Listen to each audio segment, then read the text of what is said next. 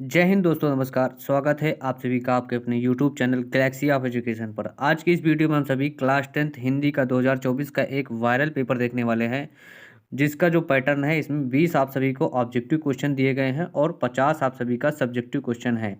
Total आप सभी का 70 मार्क्स का पेपर होता है, यानी कि जो 20 नंबर के इसमें ऑब्जेक्टिव क्वेश्चन है और 50 नंबर के आपके सब्जेक्टिव क्वेश्चन है। तो आइए शुरू करते हैं, आज के इस पेपर का सॉल्यूशन देखते हैं। इस पेपर का पहला क्वेश्चन है, जिसमें आपसे भी पूछा गया है कि ठूठा आम के लेखक कौन है। जो ठूठा आम है साथियों, इसके जो लेखक हैं वो आपके हैं भगवत शरण उपाध्याय जी। कौन है? भगवत शरण उपाध्याय जी ने ठूठा आम की रचना की है। चलते हैं दूसरा क्वेश्चन पर। दूसरा क्वेश्चन है, इसमें आपसे भी पूछा गया है, आलोचना के क्षेत्र में सर्वाधिक उल्लेखनीय कार्य किसने किया है। जो हिंदी साहित्य में आलोचना विधा है, इस पर सर्वाधिक जो उल्लेखनीय कार्य है वो आचार्य रामचंद्र शुक्ल जी के द्वारा किया गया है। इनकी एक बहुत ही ज़्यादा महत्वपूर्ण रचना है मित्रता और रस मीमांसा, जो कि यह हर साल आपके बोर्ड एग्जाम में पूछी जाती है। तो आप सभी को रचना भी याद रखना है।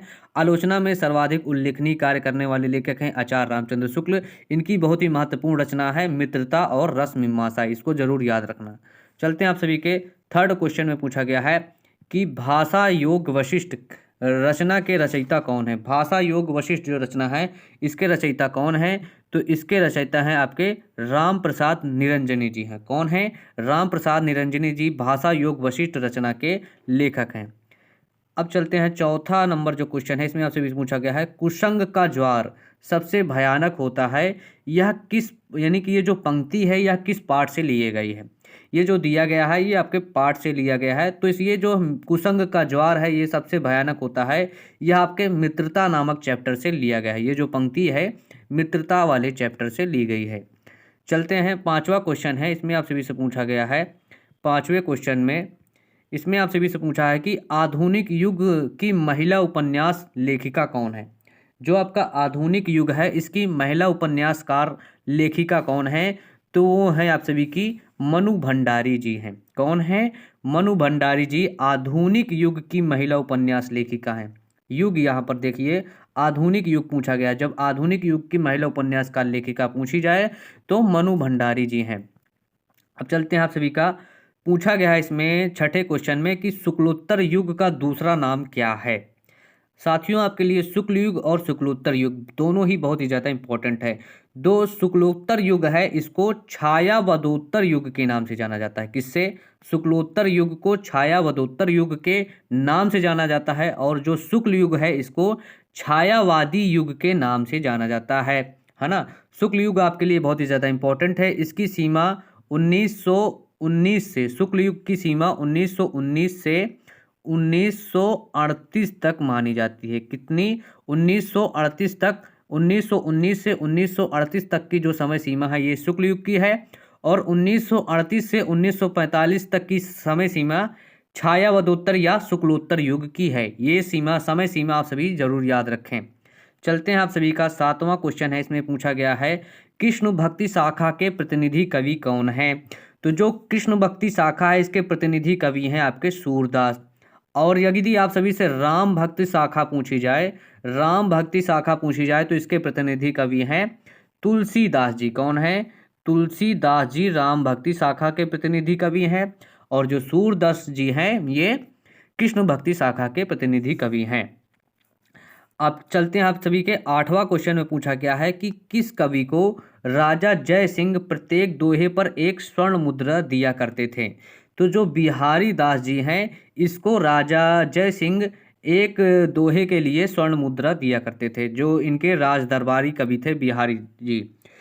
और नौवां क्वेश्चन में पूछा गया है किस कवित्री को क्रमशः भारत भारती तथा ज्ञानपीठ पुरस्कार दोनों प्राप्त है।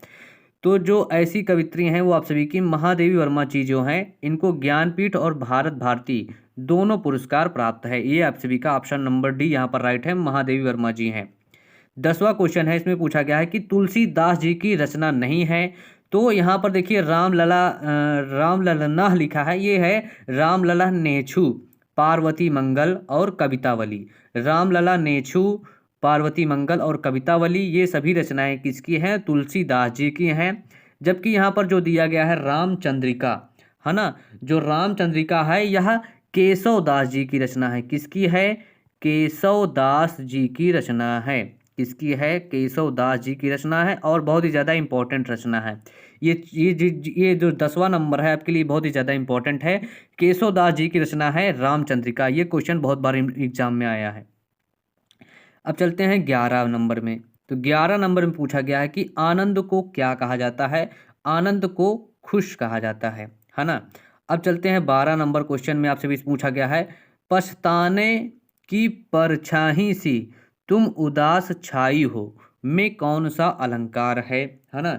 इसमें पूछा गया है कि पछताने की परछाई सी तुम उदास छाई हो में कौन सा अलंकार है? तो इसमें आप सभी का साथियों उपमा अलंकार है। कौन सा है? उपमा अलंकार है। ऑप्शन नंबर डी राइट है।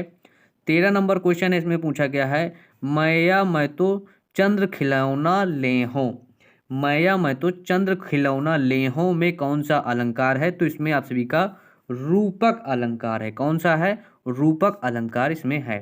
चलते हैं 14 नंबर क्वेश्चन में पूछा गया है कि जिस छंद में प्रथम एवं तृतीय चरण में 11-11 मात्राएं तथा द्वितीय एवं चतुर्थ चरण में 13-13 मात्राएं होती हैं वह क्या कहलाता है?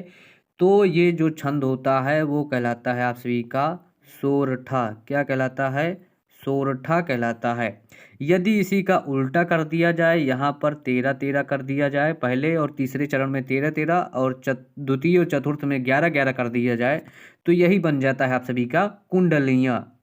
चलते हैं 15 नंबर क्वेश्चन में। इसमें पूछा गया है, समासिक पद को पुनः 2 पदों में विभक्त करने का विग्रह क्या कहलाता है? तो ये कहलाता है आप सभी का समास विग्रह। ऑप्शन नंबर सी यहाँ पर राइट है। 16 नंबर क्वेश्चन है, अधि उपसर्ग से नवीन शब्द हैं अधिकार, अधिराज और अधिग्रहण। ये तीनों यहाँ पर राइट हैं। तीन के तीनों अधि उपसर्ग से बनाए गए शब्द हैं। 17 नंबर क्वेश्चन है, इसमें पूछा गया है, अंगुली तत्सम शब्द का तद्भव क्या है? तो इसका तद्भव है अंगुली। उंगली इसका तद्भव है। 18 नंबर क्वेश्चन है, इसमें पूछा गया है कि विद्यार्थी का संधि विच्छेद करिए। तो विद्या धन अर्थी बराबर विद्यार्थी। विद्यार्थी का संधि विच्छेद है विद्या धन अर्थी। एक पूछता है स्वागत का, तो सुधन आगतम बराबर स्वागतम। ये आप सभी याद रखें, बहुत ही ज़्यादा इंपॉर्टेंट है संधि विच्छेद। 19वां है, रामाय पुस्तकम देहि किस लकार से लिया गया है? तो रामाय पुस्तकम देहि आप सभी का लोट लकार से दिया गया है। जहाँ पर देहि है ये लोट लकार है, समझें।